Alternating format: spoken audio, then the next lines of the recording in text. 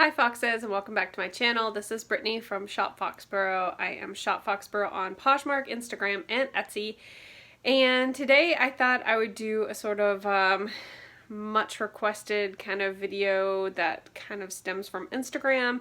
And that is a video about modeling clothing and just my process on how I model clothing for my Poshmark and Etsy shops. And I'm about to have my first modeling session in a few weeks, and so I thought I would bring you guys along with me, sort of like a vlog, like informative style.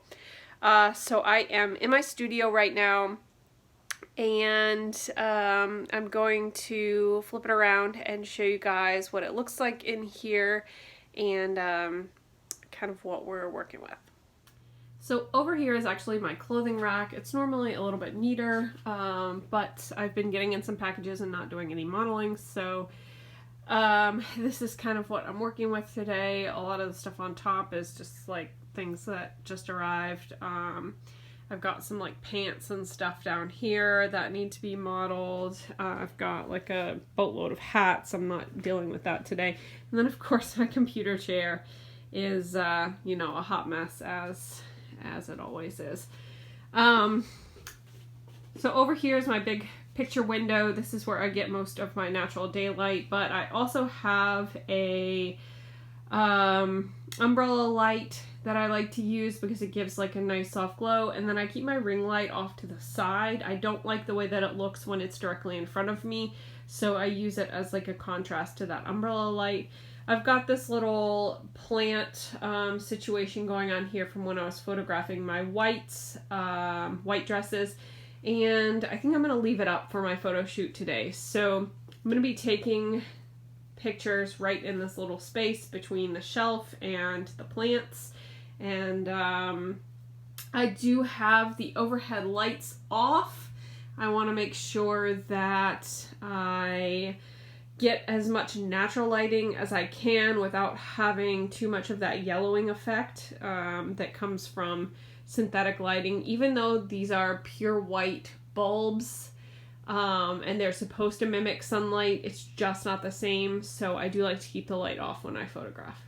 So the next thing I am going to be doing is actually getting into my shapewear, because I wear shapewear when I do photos. So I have a Shaper Mint like bodysuit that kind of smooths everything, and I have like high-waisted underwear, and then I also got a corset or stomach cincher so that I could model a few more of the vintage pieces that might not fit me otherwise.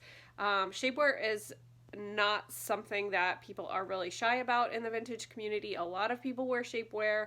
It just gives you the silhouette that you're looking for, and I have a really big chest, so sometimes just like cinching down my chest is really important too, so I will wear a sports bra or like a binding bra to do that so that I can fit into certain pieces. Down here is just where I keep all of my shapewear when it's not in use. And I've got 3 different kinds of bras depending on what I'm going to be needing to wear. And I've got 3 of the same shoe but in different colors, and I just kind of like switch those out. And then this right here is my stand that I use to hold my phone while I take my pictures, and then I have a little digital remote. I will link that down below. It came as a set, the stand and the remote, and I've been using them for quite a while. I think it's also a selfie stick. So before I get started, I just wanted to show you guys the difference between shapewear and not wearing shapewear. So here I am wearing high-waisted underwear. I have on a waist cincher slash like corset, but it's boned, but it's like plastic boning. It's not like metal or anything. And then I have a Shaper Mint, like not a bodysuit, but like it comes out to here. So it definitely nips in your waist. So you can see this is a stretchy skirt, but it's a size 8. I'm usually like a 10, 12.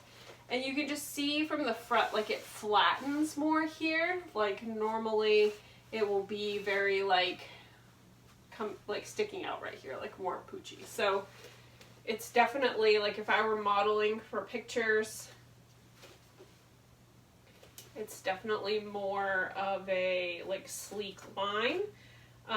So shapewear is basically supposed to get you the shape that you want, but it's not gonna like reduce your size by a huge amount. So I'm not like expecting to fit into things that are a size 6 or a size small. I'm still trying to fit into the same things that I would be trying to model if I didn't have shapewear on, but the lines are just cleaner and smoother, and that's what I'm going for. So now I'm going to switch over. I'm going to show you what it looks like without shapewear. So you can kind of see how there's like a line right here. This is without shapewear, just wearing regular underwear and the same bra that I had on before. And you can kind of see how it just sort of like sticks out a little more, and there's like, you can see the panty lines here. Wearing the Shaper Mint body cover, that kind of gets rid of those lines. The waist is still nipped in, but it's not as nipped in as it was before. And you can kind of see there's a lot of like puckering here from the fabric. And so just like a less flattering line there. So if I were modeling this, you know, I would have to like stretch my body in certain ways to get the lines that I wanted. So using the shapewear makes it easier for me to get the photos that I want, which means I have to take fewer photos, which means that modeling goes faster for me.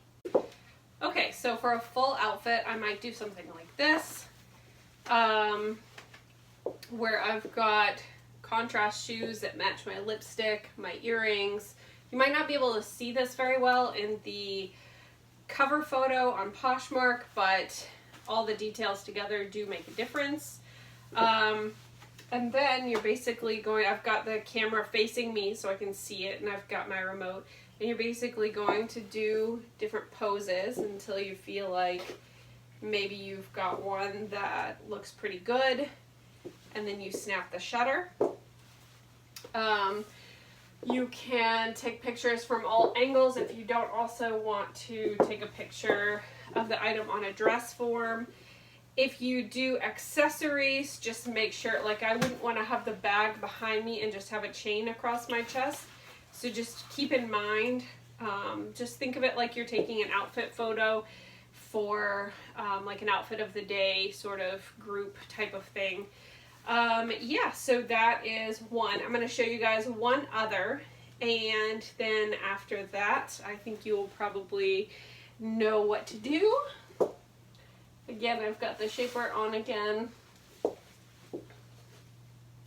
You just kind of have to play around in front of the camera, tilt your legs, do all kinds of weird stuff, stand like you would never normally stand, and you'll get a cute shot. So I do find that having something to hold can really help you have something to do with your hands. There's always this like age-old joke of like, what do I do with my hands when I'm modeling? And just something cute like this can just give your hands something to do while you are modeling an item. So in order to streamline the process of modeling, I will do something like I have on red shoes right now, and I have on these pants, and I have on a strapless bra. So I will photograph anything that I think could match with red shoes, these pants, and a strapless bra, and then just flip out the accessories as needed to get the kind of aesthetic or look that I am going for. And then I might say switch out my shoes to a neutral tan color or a black shoe and photograph all the tops that go with that. Then I might switch out my bra and photograph the tops that go with that, so that I'm not like getting in and out of pants all the time. And I'll just sort of flip through my rack and see what it is that I want to photograph that matches this sort of outfit.